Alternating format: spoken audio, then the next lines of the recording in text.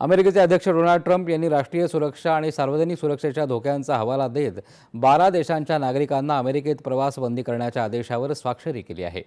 यानुसार Afghanistan, Myanmar, Chad, काँगो, Equatorial Guinea, Eritrea, Haiti, Iran, Libya, Somalia, Sudan आणि येमेन या 12 देशातील नागरिकांच्या अमेरिकेत प्रवेशावर संपूर्णपणे बंदी घालण्यात आली असून इतर 7 देशांमधील लोकांचा प्रवेश देखील अंशतः प्रतिबंधित केला जाईल। यामध्ये Burundi, Cuba, Laos, Sierra Leone, Togo, Turkmenistan आणि व्हेनेझुएला यांचा समावेश आहे। ट्रम्प प्रशासनानं ही माहिती दिली आहे। हा निर्णय राष्ट्राध्यक्ष ट्रम्प यांनी त्यांच्या पहिल्या कार्यकाळामध्ये काही बहुसंख्य मुस्लिम देशांविरुद्ध लागू केलेल्या प्रवासबंदीसारखाच आहे।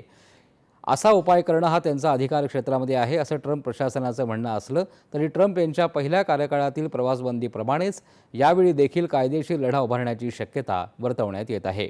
डोनाल्ड ट्रम्प यांनी हार्वर्ड विद्यापीठातील परदेशी विद्यार्थ्यांचा विद्यार्थी व्हिसा प्रतिबंधित करण्याच्या आदेशावर स्वाक्षरी केली असून ही तात्पुरती स्थगिती 6 महिन्यांसाठी असणार आहे।